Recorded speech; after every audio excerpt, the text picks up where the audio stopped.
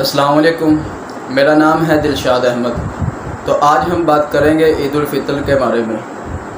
عید الفطر ایک اہم مذہبی تہوار ہے جسے پوری دنیا میں بسنے والے مسلمان رمضان المبارک کا مہینہ ختم ہونے پر مناتے ہیں۔ عید کے دن مسلمانوں کو روزہ رکھنے سے منع کیا گیا ہے۔ مسلمان رمضان المبارک کے 29 یا 30 روزے رکھنے کے بعد یکم شوال کو عید مناتے ہیں۔ کسی بھی قمری ہجری مہینے کے آغاز مقامی مذہبی رہنماؤں کے چاند نظر آ جانے کے فیصلے سے ہوتا ہے۔ یہی وجہ ہے کہ دنیا کے مختلف ممالک میں عید مختلف دنوں میں منائی جاتی ہے۔ اس کے برعکس کچھ ممالک ایسے ہیں جو سعودی عرب کی پیروی کرتے ہیں۔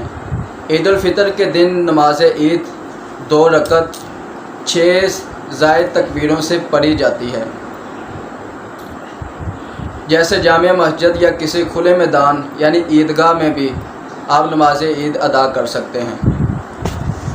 اس میں 6 زائد تکبیریں ہوتی ہیں، جن میں سے 3 پہلی رکعت کے شروع میں ثنا کے بعد اور فاتحہ سے پہلے، اور باقیہ 3 دوسری رکعت کے رکوع میں جانے سے پہلے ادا کی جاتی ہیں۔ مسلمانوں کا عقیدہ ہے کہ اسلام میں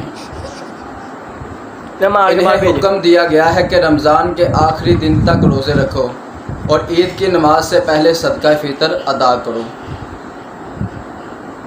مجھے اجازت دیجیے، انشاءاللہ ملتے ہیں اگلی ویڈیو میں۔ اپنا بہت سارا خیال رکھیے گا۔